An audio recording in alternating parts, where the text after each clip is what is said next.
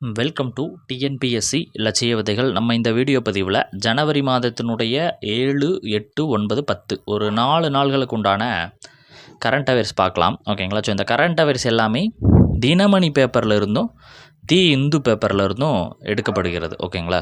So இந்த current அஃபேர்ஸினுடைய free PDF நம்ம Telegram சேனலில் நம்ம போஸ்ட் பண்ணிடுவோம். ஸோ நீங்கள் ஃப்ரீயாக டவுன்லோட் செய்து கொள்ளலாம். ஓகேங்களா? ஸோ இன்றைக்குமே ரொம்ப முக்கியமான பல வினாக்கள் இருக்குது, நம்ம பார்க்கலாம். ஓகேங்களா? ஸோ ஃபஸ்ட் கொஸ்டின், 2023 ஆண்டிற்கான தமிழ் வளர்ச்சித்துறையில் வழங்கப்படக்கூடிய விருதுகளில் ஊவேசா விருது பெற்றவர் யார்? ஓகேங்களா? தமிழ் வளர்ச்சித்துறையினுடைய விருதுகளினுடைய சார்பில் பல்வேறு விருதுகள் வழங்கப்பட்டிருக்கிறது. ஓகேங்களா? ஸோ கபிலர் விருதாக இருக்கட்டும், ஊவேசா விருது, சொல்லின் செல்வர் விருது, அயோத்திதாச பண்டிதர் விருது, வள்ளலார் விருது போன்ற பல்வேறு நபர்களுக்கு பல்வேறு பெயர்களின் விருதில் ஒரு 10க்கும் மேற்பட்ட விருதுகள் என்பது வழங்கப்பட்டிருக்கிறது. எத்தனை விருதுகள்? 10க்கும் மேற்பட்ட விருதுகள் என்பது வழங்கப்பட்டிருக்கிறது. ஸோ அதில் ஊவேசா விருது பெற்றவர் யார் அப்படின்னா முனைவர் ஆ ராமநாதன் அவர்கள். ஃபஸ்ட் இருக்கக்கூடியது ஆப்ஷன் ஏ, முனைவர் ஆ ராமநாதன் அவர்களுக்கு தான் என்னது ஊவேசா விருது என்பது வழங்கப்பட்டிருக்கிறது. ஓகேங்களா? ஊவேசா என்பது யார் அப்படின்றது நம்மளுக்கு தெரியும். ஓகேங்களா? தமிழ் தாத்தா அப்படின்னு சொல்லிட்டு அழைக்கப்படுவர் தான் இந்த ஊவேசா அவர்கள். ஓகேங்களா? ஸோ நம்மளுக்கு தெரியும். ஓகே, அடுத்தது வள்ளலார் விருது அப்படின்றது முனைவர் பா அருள் செல்வி அவர்களுக்கு வழங்கப்பட்டிருக்கிறது. வள்ளலார் குறித்து நம்மளுக்கு தெரியும். வாடிய பயிரை கண்டபோதெல்லாம் வாடினேன் அப்படின்னு சொன்னவர் தான் வள்ளலார். ஓகேங்களா? ஸோ அவரை பெருமைப்படுத்தும் விதமாக வள்ளலார் விருது முனைவர் பா செல்வி அவர்களுக்கு, அருள் செல்வி அவர்களுக்கு வழங்கப்பட்டிருக்கிறது. அயோத்திதாச பண்டிதர் விருது முனைவர் மு சச்சிதானந்தம் அவர்களுக்கு வழங்கப்பட்டிருக்கிறது. அயோத்திதாச பண்டிதர் ஒரு பைசா தமிழன் அப்படின்ற ஒரு புகழ்பெற்ற ஒரு எழுத்து பணியில் ஈடுபட்டிருப்பார். ஓகேங்களா? ஸோ கபிலர் விருது முத்தரசன், கவிஞர் முத்தரசன் அவர்களுக்கு வழங்கப்பட்டிருக்கிறது. சொல்லின் செல்வர் விருது என்பது பர்வின் சுல்தானா. ஓகேங்களா? இந்த பர்வின் சுல்தானா அவர்கள் உங்களுக்கு தெரியும், ஃபேமஸான மோட்டிவேஷன் ஸ்பீக்கர். ஓகேங்களா? ஸோ டிஎன்பிசி படிக்கிறவங்களுக்கு கண்டிப்பாக பர்வின் சுல்தான் அவர்களை பார்த்துருப்பீங்க, மோட்டிவேஷன் ஸ்பீக்கர். ஓகேங்களா? ஸோ தமிழ்தாய் விருது அப்படின்றது தென்காசி திருவள்ளுவர் கழகத்திற்கு வழங்கப்பட்டிருக்கிறது. இந்த தென்காசி திருவள்ளுவர் கழகம் என்பது 27 தொடங்கப்பட்ட ஒரு கழகம் தான். ஓகேங்களா? ஸோ இதன் மூலமாக தமிழ் வளர்ச்சித்துறைக்கு சிறந்த பங்களிப்பை வழங்கிய ஒரு 26 பேர்த்திற்கு 10 பிரிவுகளின் கீழ் விருதுகள் வழங்கப்பட்டிருக்கிறது, 26 நபர்களுக்கு. இது தமிழ் வளர்ச்சி மற்றும் செய்தித்துறையினுடைய சார்பில் இந்த விருதுகள் என்பது வழங்கப்பட்டிருக்கிறது. ஓகேங்களா? முதல் தகவலாக நம்ம தமிழ் வளர்ச்சித்துறை சார்பில் வழங்கப்பட்ட விருதுகளில் சில முக்கியமான விருதுகளை நம்ம பார்த்துருக்குறோம். ஓகேங்களா? ஸோ இது மிக முக்கியம், பார்த்து வச்சுங்க. இரண்டாவது கொஸ்டின் பார்க்கலாம். 2025 ஆண்டிற்கான காமராஜர் விருது பெற்றவர் யார்? 2025 ஆண்டிற்கான காமராஜர் விருது பெற்றவர் யார் அப்படின்னா கேவி தங்கபாலு அவர்கள். ஓகேங்களா? கேவி தங்கபாலு அவர்கள் 18 அறிஞர்களுக்கு இந்த காமராஜர் விருது என்பது வழங்கப்பட்டிருக்கிறது. ஸோ இது 2006 ஆண்டு ஃபஸ்ட்டு கொடுத்தாங்க. அதற்கப்புறம் 2006 கொடுத்து கொண்டு வராங்க. இதனுடைய பரிசு தொகை 2 லட்சம் ரூபா. ஓகேங்களா? ஸோ இந்த கேவி தங்கபாலு குறித்து நம்ம பார்த்தோம்னா, இவர் தமிழ்நாடு காங்கிரசினுடைய முன்னாள் தலைவராக இருந்திருக்கிறார், முன்னாள் ஒன்றிய அமைச்சராகவும் இருந்திருக்கிறாரு. அதாவது இந்த தெருவோர இருக்கக்கூடிய பள்ளிகளை திறந்து பல்வேறு திட்டங்கள், சத்துணவு திட்டம் போன்ற திட்டங்களை ஏற்படுத்தி காமராஜர் அவர்கள் பல சாதனைகளை புரிந்திருக்கிறாரு. ஓகேங்களா? ஸோ அவரை பெருமைப்படுத்தும் விதமாக ஒவ்வொரு ஆண்டு விருதுகள் வழங்கப்பட்டு கொண்டிருக்கிறது. அதில் இந்த ஆண்டு காமராஜர் விருது என்பது கேவி தங்கபாலு அவர்களுக்கு வழங்கப்பட்டிருக்கிறது. மூன்றாவது கொஸ்டின், 2025 ஆண்டிற்கான பெண்கள் பணிபுரிவதற்கு ஏற்ற பாதுகாப்பான நகரங்கள் பட்டியலில் முதலிடம் பிடித்த நகரம் இது. 2025 ஆண்டு பெண்கள் பணிபுரிவதற்கு ஏற்ற பாதுகாப்பான நகரங்கள் பட்டியலில் முதலிடத்தை பிடித்திருக்கக்கூடிய நகரம் எது அப்படின்னா, ஃபஸ்ட்டு இடத்தை யார் பிடிச்சிருக்கா அப்படின்னா பெங்களூர் அவர்கள் தான் என்னது ஃபஸ்ட் இடத்த பிடிச்சிருக்காங்க. இரண்டாவது கர்நாடகா. ஃபஸ்ட்டு பெங்களூரு, இரண்டாவது கர்நாடகா. ஓகேங்களா? ஸோ இது 3வது ஆண்டாக பணி கலாச்சார ஆலோசனை குழுமம் அவர்களால் வழங்கப்படுகிறது. ஓகேங்களா? பணி கலாச்சார குழுமம் அவதார் அவர்களால் வழங்கப்படுகிறது. 3வது ஆண்டாக வெளியிடப்படுகிறது. ஓகேங்களா? ஸோ இதில் முதலிடத்தில் பெங்களூரு, கர்நாடகா ரெண்டுமே முதலிடத்தில் தான் இருக்குது. 2ஆம் இடத்துல நம்முடைய சென்னை இருக்குது. ஓகேங்களா? சென்னை எத்தனாவது இடம் அப்படின்னா 2வது இடத்துல இருக்கிறது. ஓகேங்களா? ஸோ இது எதன் அடிப்படையில் சார் அப்போ வந்து பண்ணுவாங்க அப்படின்னு கேட்டிங்கன்னா, அளவுகோல் என்பது உலக வங்கியினுடைய அறிக்கையாக இருக்கலாம், பொருளாதார கண்காணிப்பு மையத்துடன் அறிக்கைகளாக இருக்கலாம், தொழிலாளர் கணக்கெடுப்பு தரவுகள் ஆய்வு, இந்த மாதிரி 3 விஷயங்களை ஆய்வு செய்வாங்க. ஓகேங்களா? ஸோ இவை எல்லா உலக வங்கி, இந்த தொழிலாளர் கணக்கெடுப்பு தரவுகள், ஆய்வுகள், இது எல்லாத்தையுமே ஒருங்கிணைப்பு செஞ்சு மொத்தமாக எந்தெந்த இடத்துல எப்படியெல்லாம் இருக்குது அப்படின்ற மாதிரி ஆய்வு செஞ்சு கிட்டத்தட்ட 60 நகரங்கள் ஆய்வு செய்ததாக சொல்லப்படுகிறது. 60 நகரங்கள் ஆய்வு செய்தால் இந்த பட்டியலை இவங்க வெளியிடுகிறார்கள். ஓகேங்களா? ஓகே, அடுத்தது 4வது கொஸ்டின், முக்கியமான ஒரு கொஸ்டின் தான். ஓகேங்களா? இஸ்ரோவினுடைய 11வது தலைவராக நியமனம் செய்யப்பட்டுள்ளவர் யார்? ஓகேங்களா? இஸ்ரோவினுடைய 11வது தலைவராக யார் நியமனம் செய்யப்பட்டிருக்கா அப்படின்னா வி நாராயணன். ஓகேங்களா? வி நாராயணன் அவர்கள் தான் நியமனம் செய்யப்பட்டிருக்கிறாரு. கன்னியாகுமரியை சார்ந்தவர் இவர். ஓகேங்களா? கன்னியாகுமரியை சார்ந்தவர் இவர் யார் அப்படின்னா ஒரு விண்வெளி பொறியாளராக இருக்கிறாரு. வானூர்தி தொழில்நுட்ப வல்லுநராக இருக்கக்கூடியவர் தான் இந்த வி நாராயணன் அவர்கள். ஓகேங்களா? இவங்க திரவ உந்து அமைப்பு மையத்தினுடைய இயக்குனராக திருவனந்தபுரத்தில் ஒர்க் பண்ணியிருக்கிறாரு.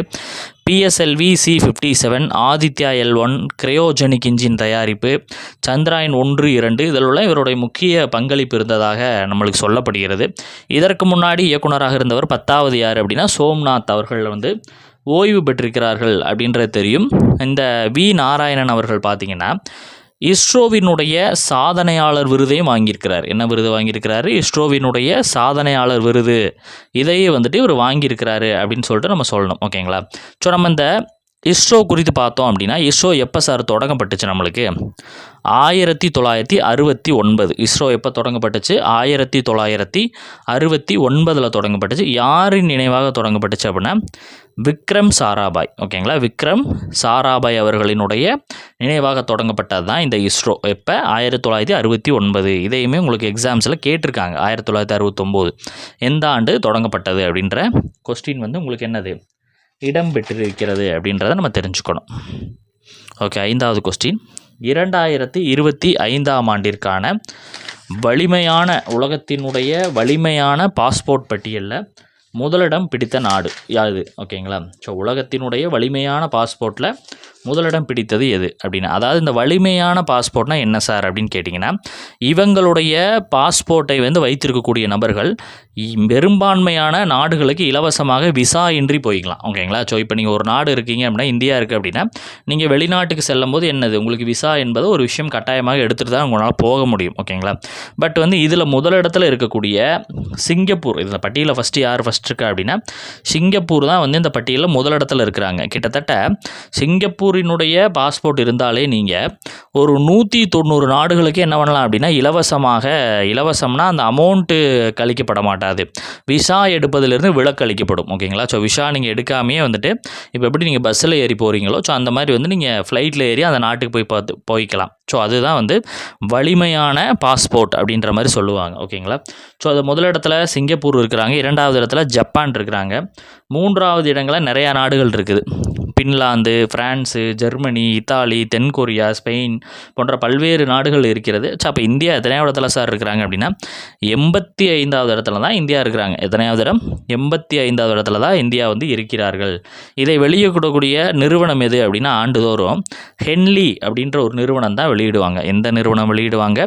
ஹென்லி அப்படின்ற ஒரு நிறுவனம் தான் இதை வந்து ஆண்டுதோறும் வெளியிடுவாங்க. இந்த வினாவும் உங்களுக்கு TNPSசியில் கேட்கப்பட்டிருக்கிறது. ஓகேங்களா? சரி, ஓகே.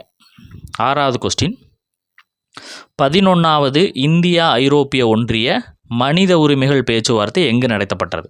11வது இந்திய ஐரோப்பிய ஒன்றியம் மனித உரிமைகள் பேச்சுவார்த்தை எங்கு நடைபெற்றது அப்படின்னா புதுடெல்லியில் தான் நடைபெற்றிருக்கிறது. ஓகேங்களா? ஸோ இதில் பார்த்தீங்கன்னா சமூக மற்றும் அரசியல் உரிமைகளாக இருக்கட்டும், பொருளாதார மற்றும் கலாச்சார உரிமைகள், தீண்டாமை ஒழிப்பு குறித்து பேசியிருக்கிறாங்க, மத சுதந்திரம் குறித்து இந்த மாநாட்டில் வந்து பேசப்பட்டிருக்கிறது அப்படின்ற விஷயம். ஓகேங்களா? ஸோ 7வது கொஸ்டின், உமாஜின் தமிழ்நாடு 2025 தகவல் தொழில்நுட்ப உச்சி மாநாடு என்பது எங்கு நடைபெற்றது அப்படின்னா நம்மளுடைய சென்னையில் தான் வந்து இந்த உமாஜின் தமிழ்நாடு 2025 தகவல் தொழில்நுட்ப உச்சி மாநாடு என்பது நடைபெற்றிருக்கிறது. இது சில பேப்பர்களில் உமாஜின் என்பது கொடுக்கப்பட்டிருக்கிறாங்க, சில பேப்பரில் பார்த்திங்கன்னா யுமாஜின் அப்படின்னு சொல்லிட்டு கொடுத்துருக்குறாங்க. ஓகேங்களா, இரண்டுமே ஒன்று தான். உமாஜின் அப்படின்னு வந்தாலும் இங்கே வினா என்ன பண்ணிக்கணும், எழுதிக்கணும். யுமாஜின் அப்படின்னு கேட்டாலும் சேம் ஆன்சர் தான். ஓகேங்களா. ஸோ இது எப்போ சார் நடந்துச்சு அப்படின்னா ஜனவரி 9 ஜனவரி 10. ஸோ 2 நாள்களுக்கு நடந்த ஒரு விஷயம்தான். ஓகேங்களா. ஓகே, அடுத்தது இது ஏஐ தொழில்நுட்பம் மூலமாகவும் டீப் டெக் குவாண்டம் கம்ப்யூட்டிங் போன்ற விஷயங்களாக இதில் வந்து இருக்குது அப்படின்ற மாதிரி இருக்குது. ஓகேங்களா. உலக நாடுகளுக்கு இணையான ஒரு தொழில்நுட்ப வளர்ச்சியை வந்து தமிழகத்தில் உருவாக்கணும் அப்படின்ற ஒரு முனைப்பு காட்டக்கூடிய விதத்தில் தான் இந்த மாநாடு என்பது செய்யப்பட்டிருக்கிறது. ஓகேங்களா. செயற்கை நுண்ணறிவுக்காக அரசு மற்றும் தனியார் பங்களோட தகவல் தொழில்நுட்ப வெளி வந்து துவங்கப்பட்டிருக்கிறது. ஓகேங்களா, கோவையில். ஓகேங்களா, கிட்டத்தட்ட 20 லட்சம் சதுர அடியில் தொடங்கப்பட்டிருக்கிறது. இது இப்போ எதற்காக மெயினாக அப்படின்னு பார்த்தீங்கன்னா இதன் மூலமாக கிட்டத்தட்ட 500 இடங்களில், தமிழகம் முழுவதும் இருக்கக்கூடிய 500 இடங்களில் இந்த மின்னணு நிறுவனங்கள் ஏற்படுத்தப்படும் அப்படின்னு சொல்லியிருக்கிறாங்க. மேலும் வந்து 1000 இடங்களில் இலவசமாக வைஃபை வசதி ஏற்படுத்தப்படும். இலவசமாக என்ன ஏற்படுத்தப்படும், வைஃபை வசதி என்பது ஏற்படுத்தப்படும் அப்படின்னு சொல்லியிருக்கிறாங்க. ஸோ இதன் மூலமாக என்ன அப்படின்னா இலவசமாக அனைவருமே இந்த இன்டர்நெட் அக்சஸ் செய்வதன் மூலமாக எல்லாத்த பற்றியுமே நம்மளால் தெரிஞ்சுக்க முடியும் அப்படின்ற விஷயந்தான். ஓகேங்களா. ஓகே, 8வது கொஸ்டின், இந்திய தடகள சங்கத்தினுடைய தலைவராக தேர்வு செய்யப்பட்டுள்ளவர் யார்? இந்திய தடகள சங்கத்தினுடைய தலைவராக தேர்வு செய்யப்பட்டவர் யாருன்னா பகதூர் சிங் சாஹோ அவர்கள் தான் தேர்ந்தெடுக்கப்பட்டிருக்கிறாங்க. இந்தியாவினுடைய தடகள சங்கத்தின் தலைவராக இவர் எப்போ வரைக்கும் பொறுப்பில் இருப்பார் அப்படின்னா 2029 வரையும் பொறுப்பில் இருப்பார். இவர் யார் சார் அப்படின்னா ஷார்ட் புட் அப்படின்னு கேள்விப்பட்டிருப்பீங்களா? ஷார்ட் புட் அப்படின்ற அந்த விளையாட்டுடன் தொடர்புடையவர் தான் இந்த பகதூர் சிங் சாஹோ. ஓகேங்களா. ஸோ 2002ஆம் ஆண்டு இந்தியாவிற்காக ஆசிய விளையாட்டுப் போட்டியில் குண்டெறிதல் பிரிவில் தங்கம் பெற்றவர் இவர். ஓகேங்களா, இவர் சீனியர். ஓகேங்களா. அதே மாதிரி பத்மஸ்ரீ விருதுகளை வந்து இவர் என்ன பண்ணியிருக்கிறார், வாங்கியிருக்கிறார். பத்மஸ்ரீ விருது போன்ற விருதுகளை வந்து இவர் வாங்கியிருக்கிறார். ஓகேங்களா. ஸோ துணைத் தலைவராக பாபி அஞ்சு ஜார்ஜ் இல்லை பாபி அஞ்சு ஜார்ஜ் அவர்கள் நியமிக்கப்பட்டிருக்கிறார்கள். உங்களுக்கு என்ன கொஸ்டின் அப்படின்னா இந்த பாபி அஞ்சு ஜார்ஜ் என்ன விளையாட்டுடன் தொடர்புடையவங்க அப்படின்னு சொல்லிட்டு நீங்கள் சர்ச் பண்ணி வந்து கமெண்ட் பண்ணுங்கள். ஓகேங்களா. சரி, ஓகே. 9வது கொஸ்டின், ஒரே நாடு ஒரே தேர்தல் மசோதா முதல் நாடாளுமன்ற கூட்டுக்குழு கூட்டம் எங்கே நடைபெற்றது? ஒரே நாடு ஒரே தேர்தல் நாடாளுமன்ற கூட்டுக்குழு எங்கே வந்துட்டு ஆலோசனை செய்யப்பட்டது அப்படின்னா புதுடெல்லியில் தான். ஓகேங்களா. ஸோ ஒரே நாடு ஒரே தேர்தல் என்பது உங்களுக்கு தெரியும். அதாவது எம்பி எலெக்ஷனாக இருக்கட்டும் இல்லை எம்எல்ஏ எலெக்ஷன், இந்த 2 எலெக்ஷனுமே சேர்ந்து ஒரே நேரத்தில் தேர்தல் வந்து அனைத்து மாநிலங்களுக்கும், இந்தியாவில் இருக்கக்கூடிய அனைத்து மாநிலங்கள் மற்றும் யூனியன் பிரதேசங்களுக்கு நடத்துகிறது தான் ஒரே நாடு ஒரே தேர்தல் மசோதா. ஓகேங்களா. ஸோ இது குறித்த ஆலோசனை புதுடெல்லியில் கூட்டப்பட்டிருக்கிறது. இது எதன் அடிப்படையில் சார் ஏற்படுத்துவாங்க அப்படின்னா அரசியலமைப்பு சட்ட திருத்தம் 129வது சட்ட திருத்த மசோதாவாக இருக்கிறது. இதற்காக பிபி சௌத்ரி தலைமையிலான 39 பேர் கொண்ட கூட்டுக்குழு வந்து போட்டப்பட்டிருக்கு. இது ரொம்ப முக்கியமானது சார். ஸோ ஒரே நாடு ஒரே தேர்தல் மசோதா யாரினுடைய தலைமையிலான கூட்டுக்குழு அமைக்கப்பட்டிருக்கு அப்படின்னு கேட்பாங்க உங்களுக்கு கொஸ்டின். பிபி சௌத்ரி. யார்? பிபி சௌத்ரி அப்படின்றத நன்றாக பார்த்து வச்சுங்க, முக்கியம். PP Chaudhary. One nation one election அப்படின்ற சொல்லுவாங்க. 10வது கொஸ்டின், பிரதமர் நரேந்திர மோடி அவர்கள் விசாகப்பட்டினத்தில் எத்தனை கோடி மதிப்பிலான திட்டங்களை தொடங்கி வைத்தார்? ஓகேங்களா. பிரதமர் நரேந்திர மோடி வந்து 2 நாள் பயணமாக ஆந்திரா வந்து போயிருக்கிறார். அங்கே விசாகப்பட்டினத்தில் சில திட்டங்களை தொடங்கி வைத்திருக்கிறார், சில திட்டங்களுக்கு அடிக்கல் நாட்டியிருக்கிறாரு. ஸோ இது குறித்த விஷயங்கள் தான். ஓகேங்களா. எவ்வளோ அப்படின்னா ஒரு 2 லட்சம் ரூபா, 2 லட்சம் கோடிக்கு மதிப்பிலான திட்டங்களை வந்து தொடங்கி வச்சிருக்கிறாரு. ஓகேங்களா. விசாகப்பட்டினம் ஆந்திராவில். ஓகேங்களா. நிலையான வளர்ச்சி, தொழில் வளர்ச்சி மற்றும் உள்கட்டமைப்பு மேம்பாடு இதெல்லாம் வந்து முன்னேற்றணும் அப்படின்னு தான் பிரதமர் வந்து பேசியிருக்கிறார். ஓகேங்களா. ஸோ சில விஷயங்களை பார்க்கலாம். நக்கப்பள்ளிகளில் மொத்த மருந்து பூங்காவிற்கு, ஓகேங்களா, பூங்காவிற்கும் புதிமடாகாவில் NTPCயின் பசுமை ஹைட்ரஜன் திட்டத்திற்கும் பிரதமர் வந்து அடிக்கல் நாட்டியிருக்கிறார். பசுமை ஹைட்ரஜன் திட்டத்திற்கு அடிக்கல் வந்து நாட்டியிருக்கிறாரு. கிருஷ்ணாபட்டினம் தொழில் மையம் பிரதமர் மோடி அதுக்கும் அடிக்கல் வந்து நாட்டியிருக்கிறாரு. இந்த தேசிய பசுமை ஹைட்ரஜன் இயக்கம் 2023 தொடங்கப்பட்டது. இதனுடைய நோக்கம் என்ன சார் அப்படின்னா 2030க்குள்ளே என்ன அப்படின்னா 50 லட்சம் மெட்ரிக் டன் பசுமை ஹைட்ரஜனை வந்து ஆண்டுதோறும் உற்பத்தி செய்வது இலக்காக இருந்துச்சு, நம்ம பார்த்துருக்கோம். ஓகேங்களா. ஸோ புவனேஸ்வரில் 18வது பிரவாசிய பாரதிய திவாஸ் என்பது தொடங்கப்பட்டு இருந்துச்சு அப்படின்னு சொல்லிட்டு நம்ம பார்த்துக்கலாம். 2 நாள் திட்டமாக பிரதமர் அவர்கள் அங்கே சென்றிருந்தார். ஓகேங்களா. ஸோ அதை தான் நம்ம இங்கே பார்த்துருக்குறோம். ஓகேங்களா. ஸோ அடுத்தது 11வது கொஸ்டின். இந்தியா மற்றும் மலேசியா நாடுகளிடையான முதல் பாதுகாப்பு பேச்சுவார்த்தை எங்கு நடைபெற்றது? ஓகேங்களா. முதல் பாதுகாப்பு பேச்சுவார்த்தை என்பது புதுடெல்லியில் தான் நடைபெற்றிருக்கு. எந்த நாடுகளுக்கு? இந்தியா மற்றும் மலேசியா ஆகிய 2 நாடுகளுக்கு இடையான ஒரு பாதுகாப்பு பேச்சுவார்த்தை நடைபெற்றிருக்கிறது. எது குறித்து இவங்க பேசியிருக்கிறாங்க அப்படின்னா கூட்டு பாதுகாப்பு பயிற்சி, இணைய பாதுகாப்பு, கடல்சார் பாதுகாப்பு, பயங்கரவாதத்தினுடைய தடுப்பு நடவடிக்கை, இது குறித்தெல்லாம் அவங்க பேசியிருக்கிறாங்க. ஓகேங்களா. ஸோ இதில் பார்த்தீங்கன்னா யார் யார் கலந்துக்கிட்டா அப்படின்னா அஜித் தோவலாக இருக்கட்டும், மலேசியா பாதுகாப்பு கவுன்சிலினுடைய இயக்குனராக இருக்கக்கூடிய ராஜா டத்தோ நிஷிர்வான் அவர்களும் வந்து கலந்துருக்கிறாங்க. ஓகேங்களா.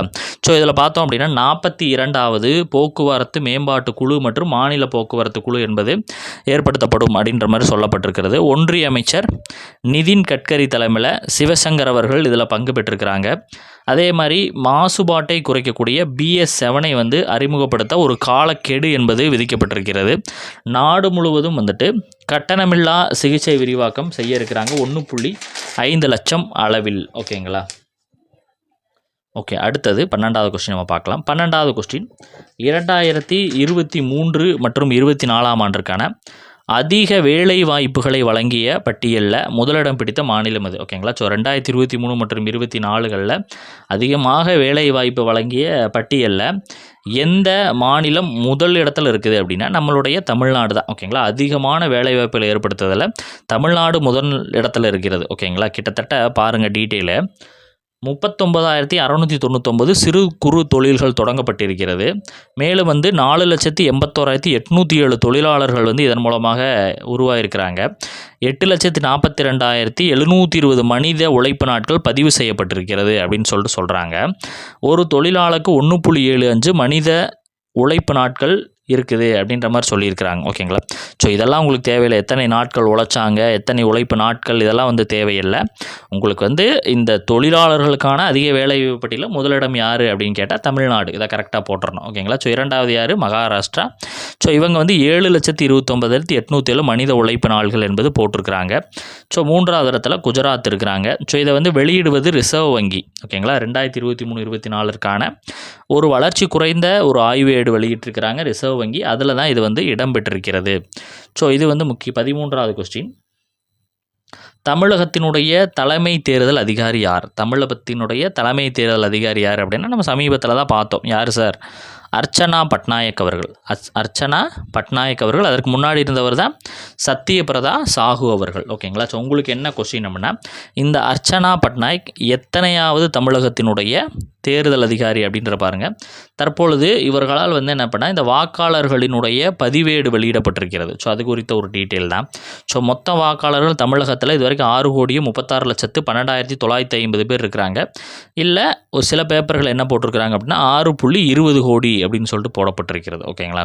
ஸோ பெண்கள் வந்து 3,24,29,803, ஆண்கள் 3,11,74,027 அப்படின்னு சொல்கிறாங்க. 3ஆம் மாநிலத்தவர் 9,120 பேர் இருக்கிறதாக சொல்கிறாங்க.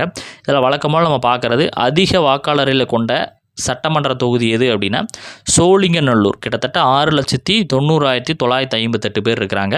குறைந்த வாக்காளர்கள் கீழ்வேலூர் 1,76,505 பேர் இருப்பதாக தகவல்கள் கொடுக்கப்பட்டிருக்கிறது. ஓகேங்களா.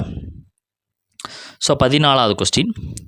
ஆளுநர் கீழ்கண்ட எந்த விதியின் கீழ் சட்டமன்ற கூட்டத்தில் உரையாற்றுகிறார்? ஓகேங்களா. ஸோ ஒரு ஆண்டு தொடங்குச்சு அப்படின்னா அந்த ஆண்டினுடைய தொடக்கத்தில் ஃபஸ்ட்டு ஆளுநர் உரை வந்து கட்டாயமாக இடம்பெறணும். ஓகேங்களா. ஸோ ஒரு ஆண்டில் 3 கூட்டத்தொடர்களையுமே ஆளுநர் வந்து பேசி தொடங்குவார். அதில் மற்ற 2 கூட்டத்தொடர்களை வந்து புறக்கணிக்கக்கூட ஆளுநருக்கான அதிகாரம் இருக்கிறது. ஆனால் அந்த ஃபஸ்ட்டு கூட்டத்தொடரில் வந்து கட்டாயமாக பேசி ஆகணும். ஓகேங்களா. ஸோ அது எந்த அரசியலமைப்பு சட்டம் என்பது பார்த்து வச்சுங்க, முக்கியம். 176(1) ஓகேங்களா. ஏன் அப்படின்னா, இப்போ தமிழக ஆளுநர் அவர்களுக்கும் முதலமைச்சர் அவர்களுக்கும் சில பிரச்சனைகள் நடந்து கொண்டு இருக்கிறது நம்மளுக்கு தெரியும். ஓகேங்களா. ஸோ அதனால் இதை அவர் வந்து வெளியேறுகிறார், உரையை படிக்காமல் வெளியேறினார், இந்த மாதிரி நிறைய நம்ம இருக்குது. ஓகேங்களா. அது குறித்த டீட்டெயில்ஸ் பார்க்கலாம். ஓகேங்களா. ஸோ என்ன பண்ணார் அப்படின்னா, உரையை படிக்காமலே வெளியேறினார் ஆளுநர் அப்படின்ற மாதிரி சொல்கிறாங்க. அதுக்கு என்ன ரீசன் அவர் சொல்லியிருந்தார் அவர் தரப்பில் இருந்து அப்படின்னா, ஃபஸ்ட்டு வந்து தேசிய கீதம் முதலில் இசைக்கப்படாதால் எதிர்ப்பு அப்படின்னு சொல்கிறாங்க. ஃபஸ்ட்டு வந்துட்டு நம்மளுடைய தமிழ்தாய் வாழ்த்து என்பது போட்டிருப்பாங்க. ஸோ அது போட்டுட்டு தேசிய கீதம் வந்து ஃபஸ்ட்டு போடல அப்படின்றனால அவர் போனேன் அப்படின்னு சொல்கிறாரு. ஸோ அந்த உரையின் தமிழாக்கத்தை வந்து அவர்கள் வந்து உடனே வாசித்தார். ஓகேங்களா. ஸோ அந்த உரையில் வந்து இடம்பெற்றிருக்கக்கூடிய சில முக்கியமான சிறப்பம்சங்களை வந்து நம்ம பார்க்கலாம். ரொம்ப முக்கியமானது. ஓகேங்களா. ஸோ புதுமை பெண் திட்டம் தமிழக அரசால் தொடங்கப்பட்ட புதுமை பெண் திட்டத்தால் வந்து 4.2 லட்சம் மாணவிகள் பயன்பெற்றிருக்கிறதாக அதில் சொல்லப்பட்டிருந்துச்சு. ஓகேங்களா. ஸோ உங்களுக்கு என்ன கொஸ்டின் அப்படின்னா, இந்த புதுமை பெண் திட்டம் எந்த ஆண்டு தொடங்கப்பட்டது அப்படின்ற கமெண்ட் பண்ணுங்கள். அதே மாதிரி தமிழ் புதவன் திட்டத்திற்குள்ள 3.52 லட்சம் மாணவர்கள் பயன்பெற்றிருக்காக சொல்கிறாங்க. இது எந்த ஆண்டு அப்படின்றதே கமெண்ட் பண்ணுங்கள். ஓகேங்களா. முதல்வரினுடைய காலை உணவு திட்டத்தில் 34,987 தொடக்க பள்ளிகளில் 17.53 லட்சம் பள்ளி குழந்தைகள் பயன்பெற்றிருக்கிறதாக சொல்கிறாங்க. மகளிர் விடியல் பயணம் திட்டத்தில் 571 கோடிக்கும் மேற்பட்ட பயணங்கள் வந்து மேற்கொள்ளப்பட்டிருக்காகவும் இதன் மூலமாக 888 ரூபாய் சேமிப்பு செய்யப்பட்டிருக்கிறது ஒவ்வொருத்தருக்கும் அப்படின்ற மாதிரி சொல்லப்பட்டிருக்கிறது. அடுத்தது கலைஞர் மகளிர் உரிமை திட்டத்தில் 1.15 கோடி மகளிர் வந்து மாதந்தோறும் 1000 ரூபாயை பெற்று பயன்பெறுகிறார்கள் சொல்லியிருக்கிறாங்க. தெற்காசியாவிற்கே முன்மாதிரி மாநிலமாக தமிழகம் உருவாக்கப்படும் அப்படின்னு சொல்லியிருக்கிறாங்க. செயற்கை நுண்ணறிவு மையமாக தமிழகம் மாற்றப்படும் அப்படின்னு சொல்லியிருக்கிறாங்க. வறுமையை ஒழிக்க முதல்வரினுடைய தாயுமானவர் திட்டம் பன்முக வறுமை குறியீடுகளின் கீழ் 2.2% மக்கள் 5 லட்சம் மிகவும் வறிய குடும்பங்களை மேம்படுத்த திட்டங்கள் செய்யப்பட இருக்கிறது. 10 லட்சம் கோடிக்கு மேலான தனியார் முதலீட்டு திட்டங்கள் உறுதியாக தொடங்கப்படும் சொல்லியிருக்கிறாங்க.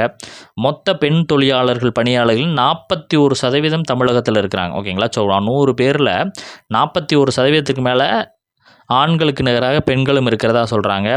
மக்கள் தொகை கணக்கெடுப்பும் ஜாதிவாரி கணக்கெடுப்பும் வந்து எடுக்கப்படும் அப்படின்ற மாதிரியும் சொல்லியிருக்கிறாங்க. ஸோ இதெல்லாம் மிக முக்கியமாக இந்த உரையில் இருக்கக்கூடிய மிக முக்கிய அம்சங்களாக இருக்கிறது. ஓகேங்களா. ஸோ அடுத்து எக்ஸ்ட்ரா டீட்டெயில்ஸ் நம்ம பார்க்கலாம். முதல் தகவல் ஜீனோம் என்ற திட்டம்.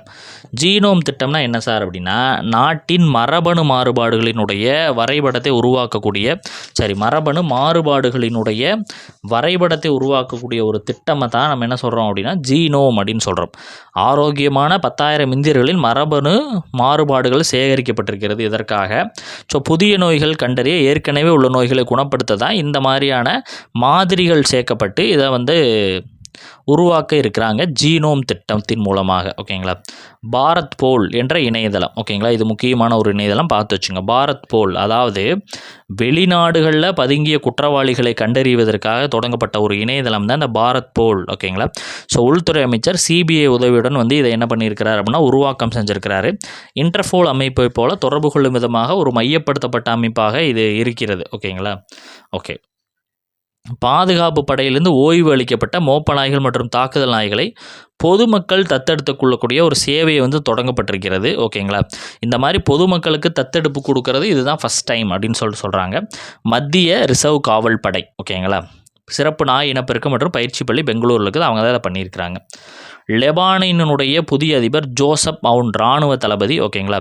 2 ஆண்டுகளுக்கு ஒரு புதிய தளபதியை வந்து அங்கே அதிபரை வந்து நியமிப்பாங்க. ஓகேங்க. ஜோசப் ஆவுன். மார்டின் ஜேம்ஸ் கப்டில் இவர் வந்து நியூசிலாந்தினுடைய ஒரு சிறந்த கிரிக்கெட்டரு. சர்வதேச கிரிக்கெட்டிலிருந்து இவர் ஓய்வு பெற்றிருக்கிறார். இவருடைய நம்ம முக்கியமாக பார்த்தோம் அப்படின்னா அறிமுக ஆட்டத்திலே அவர் சந்தித்த முதல் மேட்சிலே சதம் அடித்த முதல் நியூசிலாந்து வீரர் இவர் தான். ஐசிசி உலகக்கோப்பை போட்டியில் இரட்டை சதம் அடித்த முதல் நியூசிலாந்து வீரரும் இவர் தான். ஓகேங்களா. ராஷ்ட்ரிய ஸ்மிருதி வளாகத்தில் பிரணாப் முகர்ஜிக்கு நினைவிடம் அமைக்க ஒன்றிய அரசு முடிவு செய்திருக்கிறார்கள். முன்னாள் குடியரசுத் தலைவர். ஓகேங்களா. 2012 to 2017 இவர் இருந்திருக்கிறார். ஓகேங்களா. ஸோ உலகினிலேயே மிக வயதான டொமிகோ இடுகா அப்படின்றவங்க மறைவு 116 வயதில் இறந்திருக்கிறாங்க. ஜப்பானை சார்ந்தவங்க. ஓகேங்களா. கின்னஸ் சாதனை படைக்கப்பட்டிருக்கிறது. ஜெயச்சந்திரன் மறைவு. இவர் யார் அப்படின்னா தென்னிந்திய திரைப்பட பின்னணி பாடகராக இருக்கிறார். மலையாளம், தமிழ், தெலுங்கு, கன்னடம், ஹிந்தி 16,000க்கும் மேற்பட்ட பாடல்களை பாடியிருக்கிறார். ஓகேங்களா. சிறந்த பின்னணி பாடகருக்கான தேசிய விருது 86 வாங்கியிருக்கிறார். ஜேசி டேனியல் விருது வாங்கியிருக்கிறாரு. கலைமாமணி விருது வாங்கியிருக்கிறார். நம்ம ஒரு 2 நாள்களுக்கு முன்னாடி பார்த்தோன்னா இந்த ஜேசி டேனியல் விருது குறித்து போட்டிருந்தோம். உங்களுக்கு ஞாபகம் இருந்தால் இந்த ஜேசி டேனியல் விருது யார் வாங்கினா கடைசியாக அப்படின்றத குறித்து நீங்கள் பதிவு செய்யுங்க. ஓகேங்களா? அடுத்தது முக்கிய தினங்கள் குறித்து நம்ம பார்க்கலாம். ஆப்பிரிக்க தேசிய காங்கிரஸ் நிறுவன தினம் ஜனவரி 8, 1912 தொடங்கப்பட்டது தான். ஓகேங்களா? ஸோ பூமியின் சுழற்சி நாள் ஜனவரி 8, அதாவது எர்த் ரொட்டேஷன் டே அப்படின்னு சொல்லுவாங்க. இது 1851 பிரான்சினுடைய விஞ்ஞானி லியோன் பூக்கோ பவுல்கட், இதில் லியோன் பூக்கோ அப்படின்ற மிஸ் ஆகிருக்குது போட்டுங்க, அது அவருடைய நினைவாகத்தான் இதை வந்து பண்ணுறாங்க. ஓகேங்களா? பூமி வந்து இவர் என்ன பண்ணார் அப்படின்னா, பூமி தன்னுடைய அச்சில் சுழல்கிறது அப்படின்றத இவர் சொல்லியிருக்கிறாரு. அதே மாதிரி 24 மணி நேரம் சுழல்கிறது அப்படின்ற மாதிரி இவர் தான் சொல்லியிருக்கிறார். ஓகேங்களா? ஸோ அதற்காக இந்த பூமியின் சுழற்சி நாள் ஜனவரி 8 என்பது கொண்டாடப்படுகிறது. ஓகேங்களா? அடுத்தது சர்வதேச நடனக் கலைஞர்கள் தினம். சர்வதேச நடனக் கலைஞர்கள் தினம் இன்டர்நேஷ்னல் கொரியோகிராஃபர்ஸ் டே அப்படின்றது ஜனவரி 9. ஓகேங்களா? ஸோ இந்த அடுத்த தினம் வந்து ரொம்ப முக்கியம், எக்ஸாம்ஸில் கேட்டது தான். பிரவாசி பாரதிய திவாஸ் ஜனவரி 9. பிரவாசி பாரதிய திவாஸ் அப்படின்றது. ஓகேங்களா? அதாவது புலம்பெயர்ந்தவர்களுக்கான ஒரு தினமாக இது இருக்கிறது. வளர்ச்சியடைந்த இந்தியாவிற்கான புலம்பெயர் நாடுகளினுடைய பங்களிப்பு குறித்து இந்த நாளில் முக்கியமாக பார்க்குறாங்க. புலம்பெயர் இந்தியர்கள் மாநாடு 2025 புவனேஸ்வரில் நடக்க போகுது, ஒடிசா. நம்மளுக்கு பார்த்துருக்குறோம் இதெல்லாம். ஓகேங்களா? ஸோ கடைசியாக உலக ஹிந்தி தினம் என்பது ஜனவரி 10. ஓகேங்களா? உலக ஹிந்தி தினம் என்பது ஜனவரி 10. கருப்பொருள் என்ன சார் அப்படின்னா, இந்தி ஒற்றுமை மற்றும் கலாச்சார பெருமையினுடைய உலகளாவிய நூல் என்பது கருப்பொருளாக வைக்கப்பட்டிருக்கிறது. இதோட என்ன அப்படின்னா 4 நாளுக்கான கரண்ட் அஃபேர்ஸ் முடியுது. அடுத்தடுத்த கரண்ட் அஃபேர்ஸ் நம்ம சந்திக்கலாம். தேங்க்யூ.